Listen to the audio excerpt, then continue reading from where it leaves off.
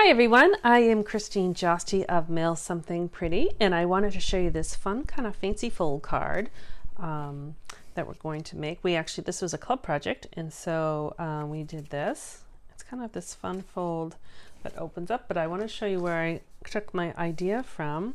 Candy, who is part of my team of Wicked Stampers, we do card swaps every once in a while, and because people live all over the country, and so this was her card swap that she did this spring, and I just loved it. And so she had this, so this flipped up, this flipped over, and they had fun little eggs on side, and so this is where I copied it from. So it comes together, it's not complicated at all, just a couple little diagonal cuts. And so I have a standard card base, 5.5 by 8.5, and I scored it already actually at 5, no I didn't, at 4.25. Here we go. So regular card base. And so we need to get this angle cut. And so all I did was, you can see the score mark is right there. So I'm going to use this point where the score mark is, and this corner. I'm going to put both of those in my track here to cut. So I have this corner right here. So I have the tip of where that score mark is and the tip of the corner. And I'm just going to cut it. That comes off, so you can use that as scrap for another project. And then this was already scored, and so that is your card base right there. And then I actually already cut this piece, but I'm just going to give you, I'll kind of piece it together. I meant to bring up another piece and I forgot. So this piece of paper is just like a regular, actually, let me make sure before I tell you what it is. It is, it's a little smaller than the layer I was going to tell you. It's 3 3/4 by 5. Okay, 3 3/4 by 5, and so we need to cut it on the diagonal. And so what I did was the same thing. I just put this corner, in this corner, and I just cut it, and you got 2. But you have to make sure, because this will fit right on this piece right here. When I first was making these cards, I had the right size paper, and I just wasn't thinking.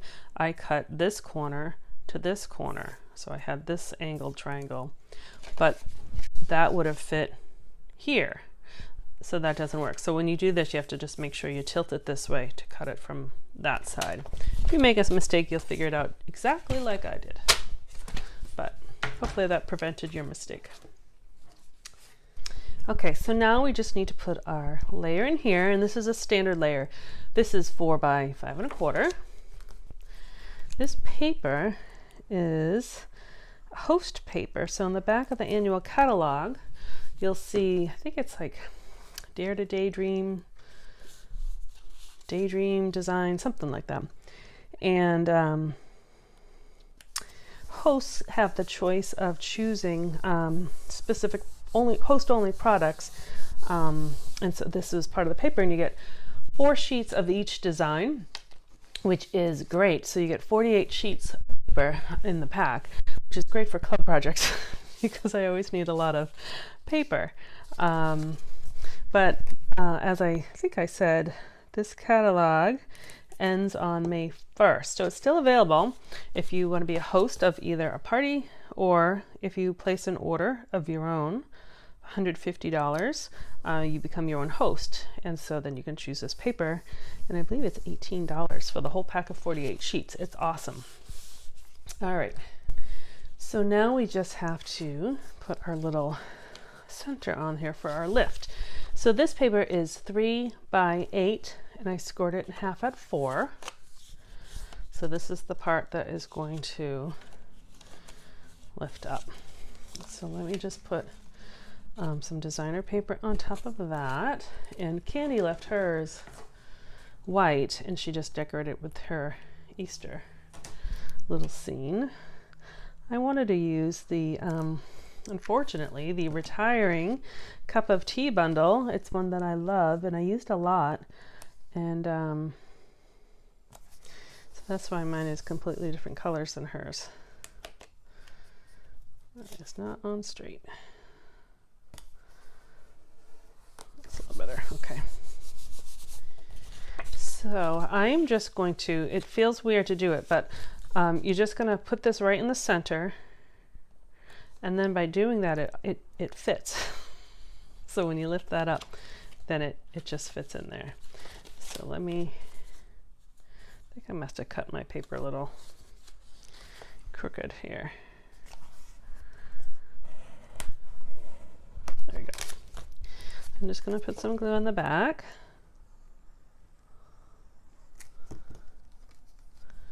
I'm going to center as best I can with my eyeballs. That on there. And then see how it just fits? Like a little magic trick. And then, and I don't even remember what this is called. Diagonal fold flip. I'll have to ask her. I don't remember. And I already pre-cut, I already pre-stamped my cup of tea. I used the Rich Raspberry card base, same as a card base, and I used the Blackberry Bliss ink just to make it contrasting. And I used the Pear Pizzazz paper that is also retiring, and I use Old Olive ink to kind of match that. So these are just going to go on right like that.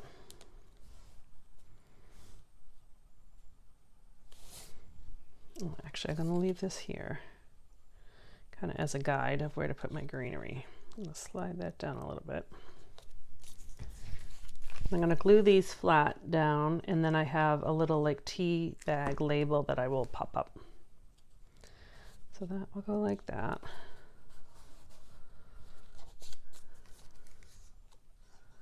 And I thought like this would be a really nice Mother's Day card, or, you know, thinking of you, let's get together, I miss you, all sorts of things. And the cup of tea set, which unfortunately is already sold out, has like 5 different of little greetings that fit in these tea bags. So I decided just to use Enjoy, because then I'll decide what I want to use the card for later. But one of them said like I miss you, one of them said sweet, one of them said time for tea or something like that. So that flips up just like that. And I picked the yellow to match the yellow of the paper. And the last thing, and this could be done just like that, I cut little strips of some of the contrasting or matching paper just to give it a little something on the inside, because I don't know what I'm going to put in there yet. So it's just one more little pattern like that. I think my other one didn't have it. Yeah, that one's empty. All right. So yeah, so you can either leave it blank or you could put a little strip. So there you go. There is the, we'll have to look up the name of it, the diagonal flip up card. Maybe that's what I'll call it. But you saw there's pretty easy. Just had to cut that diagonal off, and then on that diagonal, but that's really easy to do. And then you just have that flip. So this would be great Christmas cards. It would be great. Anything you want to kind of highlight something right here, and then just kind of coordinating designer paper, I think would really look nice. And again, that was the Easter card that Candy sent. Thank you very much for watching. If you are not already receiving my emails, and I send them out every Tuesday, please sign up. You can go to mailsomethingpretty.com, and right on the right sidebar, there's you just put your name and your email, and you'll actually get a free tutorial sent immediately to you on the easiest shaker card ever, unless I change it, but that's what it is right now. And sign up for my emails, and also be sure to subscribe and a little bell below for these YouTube videos so you get notifications whenever I upload a video. Thank you, and have a wonderful day. Bye-bye.